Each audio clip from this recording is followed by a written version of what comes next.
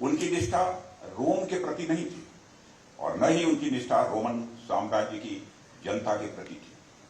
अंदर से तो ये लोग जर्मेनिक या कैथोलिक थे, इसलिए इस निष्ठा के भाव में रोम की सेना में धीरे धीरे डिसिप्लिन जो होनी चाहिए आर्मी में वो कम होती चली गई।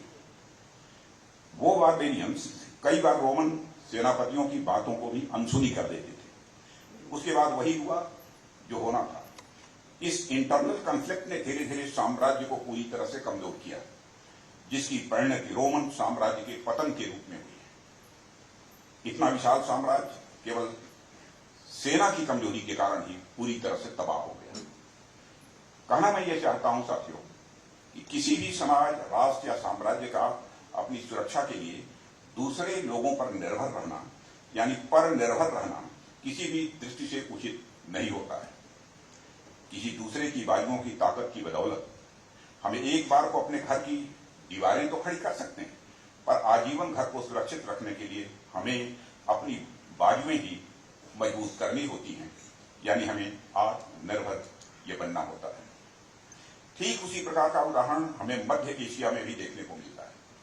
जब मध्य एशिया के अरब क्षेत्र में इस्लामिक अब्बासी खिलाफत का साम्राज्य या अब्बासियों का साम्राज्य था, अब्बासी खिलाफत का साम्राज्य फैला हुआ था। अब्बासी काल के दौरान उनकी सेना बहुत ही संगठित थी, वो मजबूत थी।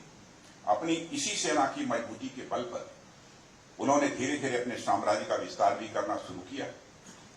विस्तार करते करते अरबों का वह साम्राज्य एक समय टर्की तक पहुंच गया। साम्राज्य के विस्तार में धीरे धीरे अब्बासियों के अंदर एक महत्वाकांक्षा को बढ़ाया। उन्होंने सोचा कि कुछ और एरियाज को हम अपने अधीन कर लेते हैं और अपनी उसी बढ़ी हुई महत्वाकांक्षा को पूरा करने के लिए अब्बासी शासकों ने अपनी सेना की संख्या भी बढ़ानी शुरू की। उसने सेना में तुर्कों को भी भरना शुरू कर दिया। धीरे धीरे सेना में तुर्क अर्थात गैर अरब सैनिकों की संख्या भी लगातार बढ़ती चली गई। इससे सेना के अंदर तुर्कों और अरबों के बीच भी एक कॉन्फ्लिक्ट स्वाभाविक रूप से जो पैदा होना चाहिए वह पैदा हुआ। धीरे धीरे वह कॉन्फ्लिक्ट वर्चस्व के संघर्ष में बदल गया, जो अंत में अब्बासी खिलाफत साम्राज्य को भी ले डूबा। इस हिस्ट्री से भी आप अच्छी तरह परिचित होंगे और यह घटना हमें बताती है कि हमारी असली ताकत हमारी अपनी सेनाएं ही हो सकती हैं। दूसरे लोगों पर निर्भर रहकर कोई समाज अपनी संख्या बढ़ा तो सकता है, अपनी ताकत नहीं बढ़ा सकता। हमारी ताकत केवल और केवल आत्मनिर्भर होकर ही बढ़ सकती है। इन दोनों उदाहरणों के माध्यम से मेरे कहने का मतलब यह है कि किसी भी राष्ट्र की सुरक्षा के लिए सेना सबसे महत्वपूर्ण अंग होती है। एक सशक्त सेना के बगैर आप न तो अपने राष्ट्र की सीमा की सुरक्षा कर सकते हैं और न ही अपनी सभ्यता और संस्कृति। और वह सेना यदि दूसरों पर निर्भर है तब तो आपातकाल में स्थिति और भी अनकंट्रोल्ड हो जाती है। इसलिए सेना की आत्मनिर्भरता किसी भी राष्ट्र के लिए, किसी भी राष्ट्र को शक्तिशाली बनाने की दिशा में मैं मानता हूं कि एक बहुत ही महत्वपूर्ण कदम है। साथियों, यहां जब मैं सेना के आत्मनिर्भरता की बात कर रहा हूं तो उससे मेरा मतलब केवल सैनिकों भर से नहीं है, बल्कि उससे मेरा मतलब सैन्य साजो सामान से भी है।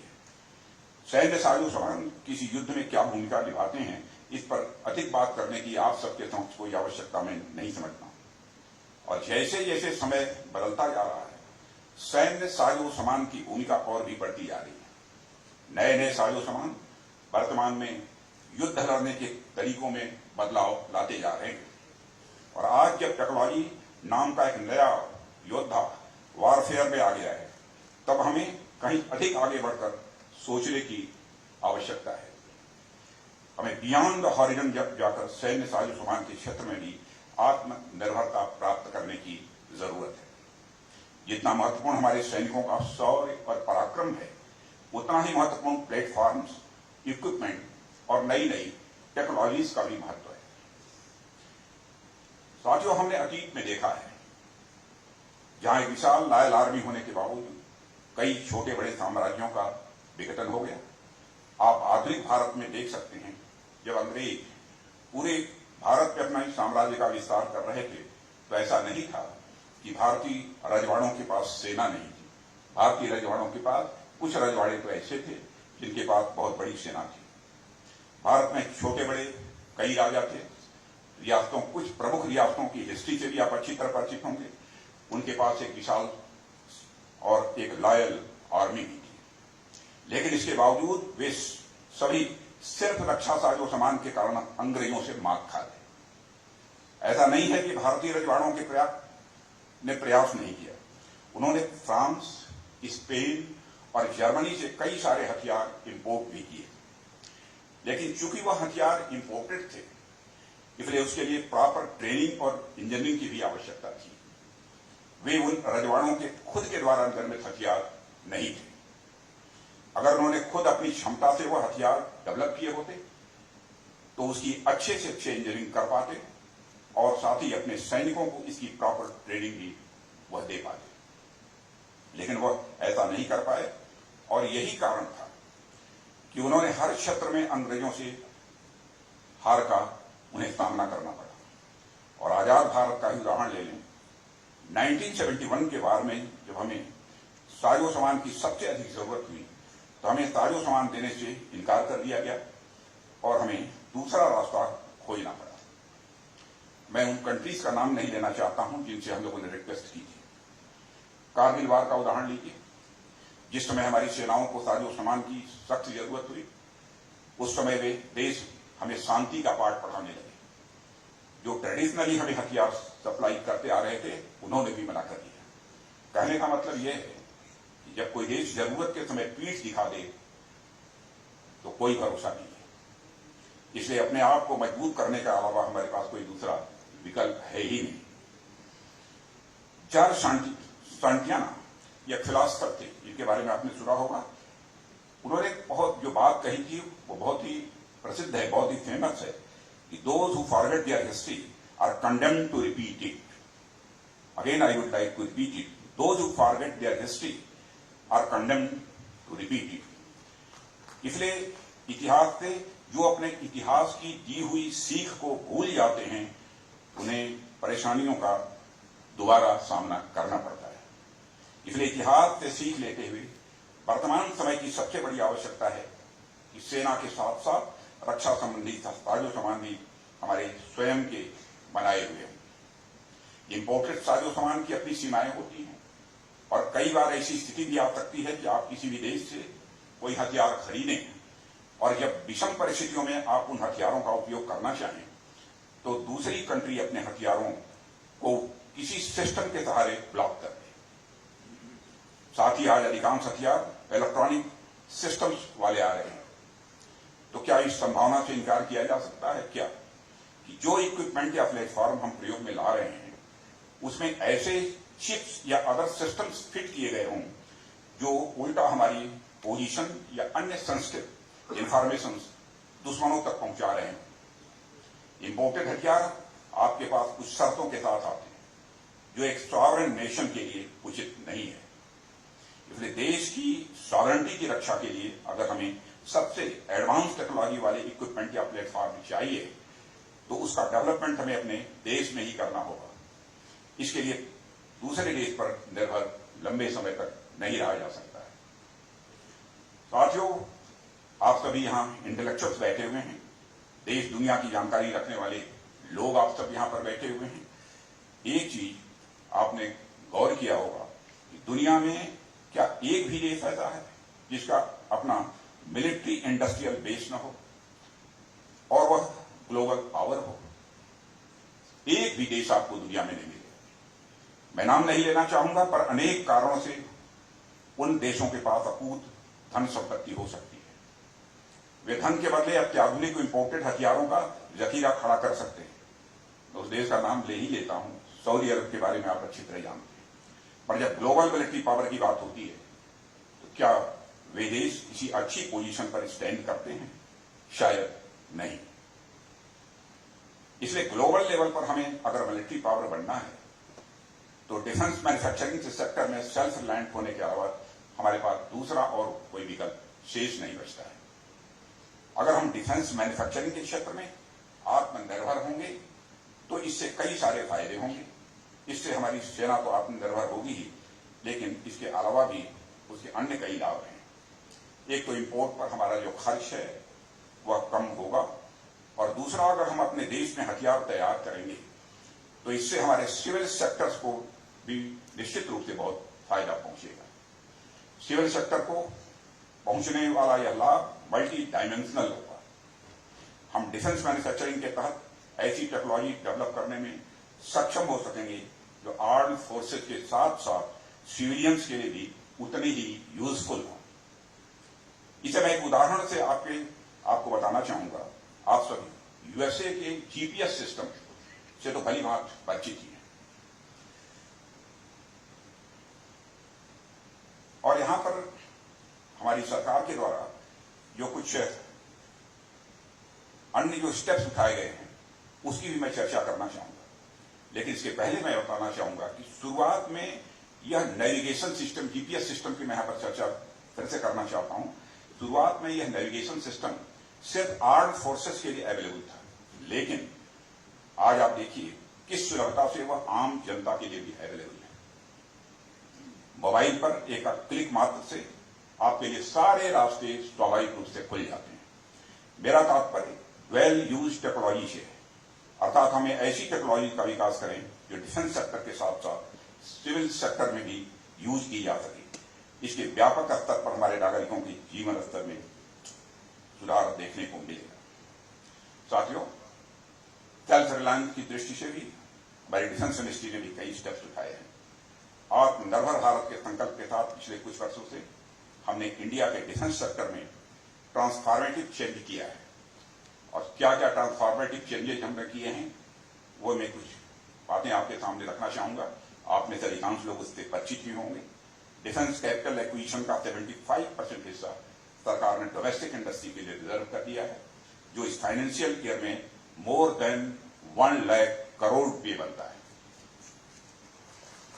डिफेंस रिसर्च एंड डेवलपमेंट के लिए एलोकेटेड फंड का 25% हमने industry led research and development के लिए भी डेडिकेट कर दिया है। इनोवेशन फॉर डिफेंस एक्सलेंस यानी आईडेक्स जैसी स्कीम्स के माध्यम से हम देश के नौजवानों और स्टार्टअप्स को डिफेंस के लिए इनोवेशन करने का अवसर और 10 करोड़ रुपए तक का की उपलब्धि उन्हें करा रहे हैं। और इसी प्रकार टेक्नोलॉजी डेवलपमेंट फंड यानी जिसे टीडीएफ कहते हैं, टीडीएफ के माध्यम से भी हम डिफेंस सेक्टर में इनोवेशन को बढ़ावा देने का भरपूर प्रयास कर रहे हैं। मेक स्कीम्स के तहत सरकार वेंडर्स को नए प्लेटफॉर्म्स के डेवलपमेंट के लिए आर्थिक मदद भी उपलब्ध करा रही है। डिफेंस सेक्टर में प्राइवेट कंपनी की हिस्सेदारी बढ़ाने के लिए हमने लाइसेंस प्राप्त करने की का जो प्रोसेस है उसको भी काफी हद तक सिंप्लीफाई कर दिया है, और डिफेंस आइटम्स के एक्सपोर्ट को बढ़ाने का भी हम लोग प्रयास कर रहे हैं। अगर मैं एक्सपोर्ट की बात करूं, आज से 8-9 साल पहले डिफेंस इक्विपमेंट का एक्सपोर्ट जहां कुल जमा 2000 करोड़ के आसपास था या उतना भी नहीं पूरा हो पाया था, वह आज मोर देन 16,000 करोड़ हो गया है। और कुछ साल नहीं बल्कि कुछ ही महीनों के अंदर में जो बातचीत चल रही उस आधार पर मैं कह सकता हूं कि हमारा ये export approximately more than 20,000 crore तक पहुंच जाएगा। साथियों, अभी तो हमने इस दिशा में बस कदम ही बढ़ाया है कि हमारे सामने बहुत सारे सकारात्मक परिणाम आने प्रारंभ हो गए हैं। रक्षा क्षेत्र में आत्मनिर्भरता यह देश की इकोनॉमी को तो मजबूत बना ही रही है, इसके साथ ही यह देश में एक साइंटिफिक टेम्परामेंट भी डेवलप कर रही है। हमारे बच्चे साइंटिफिक अप्रोच की तरफ उन्मुख हुए हैं। यह आत्मनिर्भरता हमारे लिए हर दृष्टिकोण से लाभदायक सिद्ध हो रही है। यहाँ कई इंपॉर्टेंट सेक्टर्स के अच्छे लोग, जानकार लोग बैठे हैं, इंपॉर्टेंट लोग बैठे हैं। आर्म्ड फोर्सेस, इंडस्ट्रीज, एकेडमिया और रिसर्च एंड डेवलपमेंट से संबंध रखने वाले आप सभी लोगों से मैं ये अपील करना चाहूंगा कि आइए हम एक साथ मिलकर रक्षा क्षेत्र में आत्मनिर्भर भारत के अपने संकल्प को पूरा करें। वैसे तो हम इस दिशा में प्रयास शुरू कर चुके हैं, लेकिन हमें अपने प्रयासों को और अधिक गति देने की आवश्यकता है। हमने उत्तर प्रदेश और तमिलनाडु में डिफेंस कॉरिडोर के माध्यम से डिफेंस मैन्युफैक्चरिंग के लिए एक इनेबलिंग एनवायरमेंट भी तैयार किया है। यूपीडीआईसी के बारे में मैं देख रहा था कि यहां पर मिशन मोड में काम चल रहा है।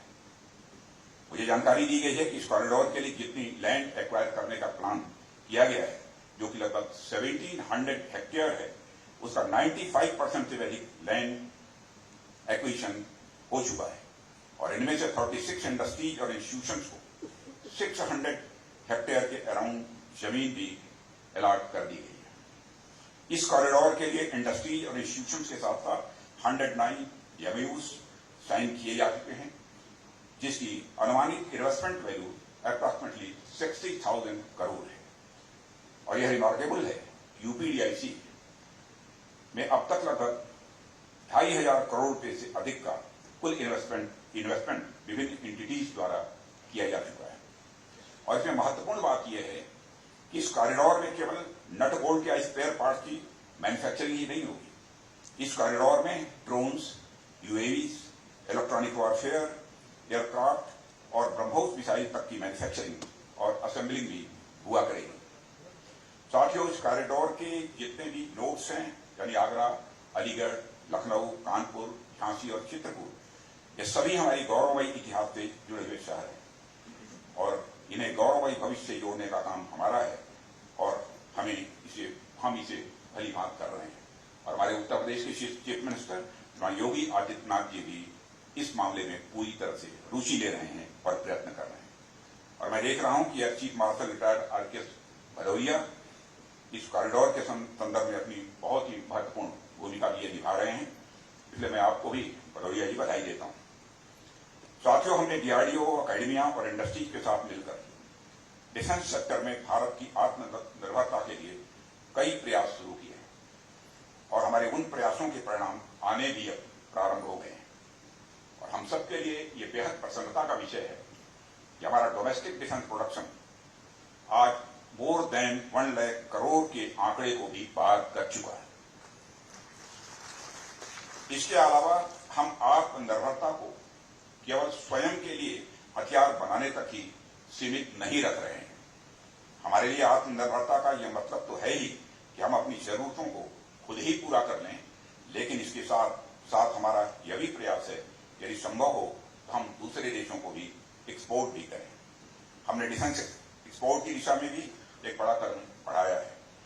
आप सबको यह जानकर खुशी होगी कि हमारा डिफेंस एक्सपोर्ट जो 2014 में 1900 करोड़ के आसपास था, वह आज लगभग 16,000 करोड़ हो गया है, जैसा हमने बताया। साथियों, देश अपने अमृतकाल में प्रवेश कर रहा है। 2047 तक हम एक विकसित भारत के, एक डेवलप्ड इंडिया के निर्माण के साथ तो आगे बढ़ ही रहे हैं, लेकिन मेरा मानना है कि 2047 तक हम जिस डेवलप्ड इंडिया का सपना देख रहे हैं, वह सिर्फ आर्थिक रूप से ही शक्तिशाली न हो, बल्कि हमारा विकसित भारत सैन्य क्षेत्र में भी पूरी तरह से आत्मनिर्भर हो, यह हमारा प्रयत्न है। और वो ये पूरा विश्वास है कि हम सब आपस में मिलकर अगर इसी तरीके से काम करते रहे, वह दिन दूर नहीं जब भारत रक्षा क्षेत्र में पूरी तरह से आत्मनिर्भर हो जाएगा। इसके अलावा डिफेंस सेक्टर के क्षेत्र में भी हमें दुनिया के टॉप डिफेंस एक्सपोर्टर में शामिल होना है। इस संकल्प के साथ भी हम अपने कदम आगे बढ़ा रहे हैं। साथियों, ये दृढ़ संकल्प हो तो सिद्धि जरूर मिलती है। संकल्प यदि हमारा दृढ़ हो और तो निश्चित रूप से वो पूरा होकर रहता है। इसलिए संकल्प से सिद्धि के आदर्श वाक्य के साथ आइए मिलकर भारत को डिफेंस मैन्युफैक्चरिंग में पूरी तरह से आत्मनिर्भर बनाने का हम सभी संकल्प लें। जहां तक हमारे देश का प्रश्न है, इस सच्चाई को केवल भारतवासी ही नहीं बल्कि दुनिया का हर व्यक्ति स्वीकार करता है कि भारत का स्टेचर, भारत का कद इंटरनेशनल फोरम में तेजी के साथ बढ़ा है। इंटरनेशनल फोरम पर जहां पहले भारत की बातों को गंभीरतापूर्वक नहीं सुना जाता था, लेकिन आज यदि भारत अंतर्राष्ट्रीय मंचों पर कुछ बोलता है तो सारी दुनिया कान खोलकर सुनती है कि भारत बोल क्या रहा है। यह भारत की हैसियत सारी दुनिया में रही। इस अवसर पर अधिक कुछ न कहते हुए मैं एक बार फिर आप सभी का बहुत आभार प्रकट करता हूं कि आपने मुझे इस डायलॉग में आमंत्रित किया और हमने एक दूसरे के साथ अपने विचार हम साझा करेंगे, ऐसा मेरा विश्वास है। इसके साथ मैं अपनी बात को समाप्त करना चाहूंगा और हम सभी एक साथ मिलकर अपने लक्ष्यों की पूर्ति करें और एक नए भारत की निर्माण की ओर हम सभी आगे बढ़ें। इन्हीं शब्दों के साथ मैं पुनः आप सबके प्रति आभार व्यक्त करते हुए कि आपने मुझे इस कार्यक्रम में बुलाकर अपने विचार प्रस्तुत करने के लिए का अवसर दिया, इसके लिए पुनः आप सबको मेरी तरफ से बहुत बहुत धन्यवाद। धन्यवाद माननीय मंत्री महोदय जी, आपने हमें संबोधित कर हमें अनुग्रहित किया। मैं आग्रह करना चाहूंगी general Raja Subramani, the central army commander, major general Parmar एवं Shri Dhanushvir Singh DP Times group से कि वे माननीय श्री राजनाथ सिंह जी को स्मृति चिन्ह भेंट करें। Our honourable chief guest of the day. Ladies and gentlemen, lady or such, this memento will be and is